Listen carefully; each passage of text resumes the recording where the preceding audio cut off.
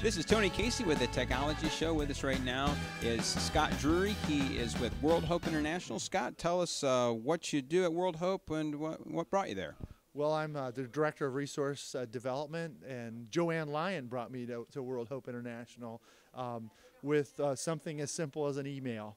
But I'm responsible for fundraising and helping encourage people in North America to support the work World Hope International does around the world. Okay, I think that you practiced law before you came to World Hope. So what was it about World Hope that brought you out of that into that organization? Well, I was really excited about getting involved in ministry and knowing what World Hope International did. It was an opportunity to me to just say yes to what God wanted to do in my life. So it's been an exciting journey to leave my law practice, which at the time I left, I wasn't looking to leave. I just was making a sort of a lateral move and ended up more than lateral, which is, I think, what God does sometimes. Does your responsibilities take you around the country? You travel with this, or what does it kind of look like? I travel quite a bit. So mostly here in North America, I visit individuals and churches, thanking them, keeping them encouraged for supporting our work. I do occasionally get some chances to travel internationally, but mostly I just have an opportunity to visit folks here in the U.S. and keep them encouraged about what we do. What kind of connection does World Hope have with governmental agencies here in the United States, and do you have anything to do with that?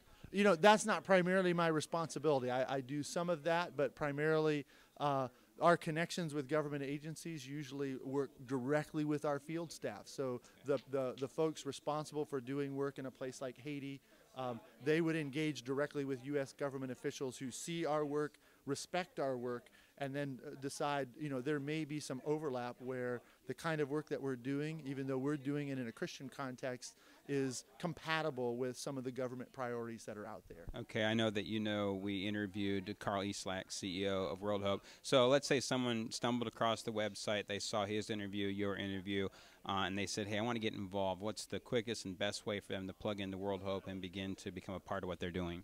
Well, I would say the first stop would say go check out our website. You know, there's a lot of good information there at www.worldhope.org. Very simple. And then I think the other thing would be to start thinking about what God might be calling you to do. There's tremendous needs around the world, and what we do is link up people here in the United States and give them an opportunity to start expressing what God's calling them to do in their lives. And so I would definitely say, you know, turn to the Lord as well in terms of, you know, how might God connect me with somebody like World Hope International, and what could I do? Applying some resources. Literally, last year we had Wesleyan youth conventions around the country raise about $45,000 to do 10 wells in Mozambique. And I can stand here today and say there are people alive today because of what those youth did 1 year ago in those youth conventions, literally. So people who would have otherwise died of disease are now living because of that. So it's an amazing and powerful thing. All right. Well, thank you very much. We appreciate your time. Lord bless you in your work.